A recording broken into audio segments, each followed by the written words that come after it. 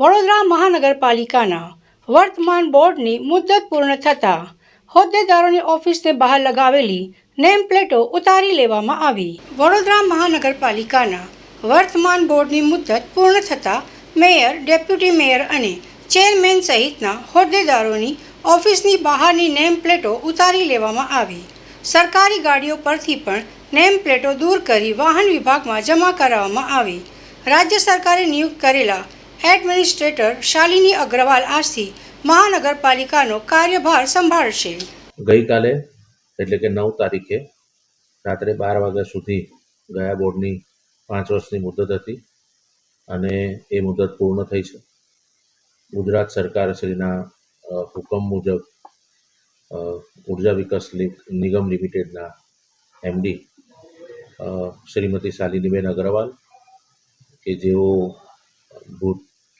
ભૂતકાળમાં આપણે ત્યાં મ્યુનિસિપલ કમિશનર પણ રહ્યા હતા, એમને વહીવટદાર તરીકે નિમ્યા છે. એટલે હવે આજથી તેઓ વહીવટદારની ભૂમિકામાં વડોદરા મહાનગરપાલિકામાં આવી ગયા છે. બોર્ડ પૂર્ણ થાય એટલે સ્વાભાવિક રીતે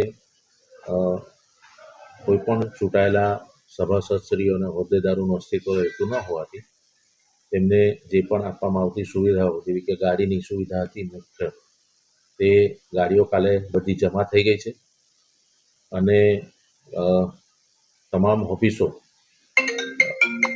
ને હવે ખાલી થઈ ગઈ છે અને એમના જે ડોક્યુમેન્ટ હોય આ 5 વર્ષ દરમિયાન, 2.5 વર્ષ દરમિયાન તેમના જે પત્ર વ્યવહારો હોય તેમને વાંચવા પૂરતા જે ડોક્યુમેન્ટો હોય, જે એમનું પોતાનું સાહિત્ય હોય, એ તમામ સાહિત્ય એમને પણ તમામ હોદ્દેદારોને સુપરત કરવામાં આવી દીધું છે. એ જ રીતે કાઉન્સિલરોના લેટર પેડને આપી હોય એ બધું જ અમે સુપરત કરી દીધું છે અને હવે વહીવટદાર, સ્થાયી સમિતિ અને સામાન્ય સભા વહીવટદારની અધ્યક્ષતામાં મળશે. પાલિકાના રોજિંદા કામકાજ પર આની કોઈ અસર પડશે ખરી?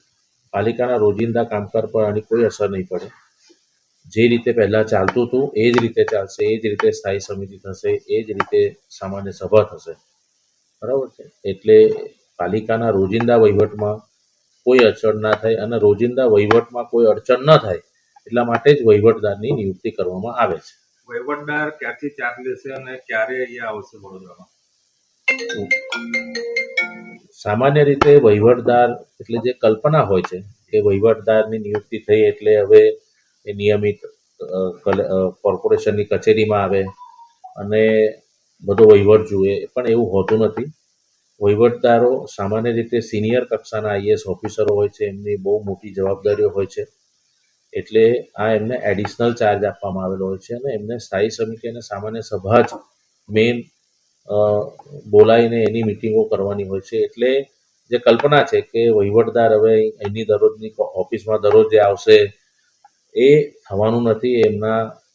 એમની મૂળ જવાબદારી છે એના કામોમાં વ્યસ્ત હોય. મિટિંગો પૂરતું અમે વ્યવસ્થા ગોઠવીશું. અમે જ્યાં પણ નક્કી થશે, વહીવટદાર નક્કી કરશે એ જગ્યાએ અમે મિટિંગ કરીશું. હવે તો ઓનલાઈનની બી ઝૂમની પદ્ધતિથી બી થાય છે, એટલે એના આધારે પણ અમે મિટિંગ કરી શકીશું. પણ એક કલ્પના જે છે કે હવે અહીં આવીને બેસે તો એવું રહેશે નહીં, એ સ્પષ્ટ થવું જરૂરી છે. ના, અમારને આગામી દિવસના ચૂંટણી સંદર્ભે કોઈ અમારી ઇન્ફોર્મેશન ના હોય. એ ચૂંટણી આયોગ, ગુજરાત રાજ્ય ચૂંટણી આયોગ જે પ્રમાણે એના કાર્યક્રમો નક્કી કરશે એ પ્રમાણે જે જાહેર થશે એ જ રીતે હશે. સેક્રેટરી વિભાગમાં એવી કોઈ સ્પેસિફિક જાણ ભૂતકાળમાં નથી કરવામાં, અત્યારે બી કરવાનું નથી.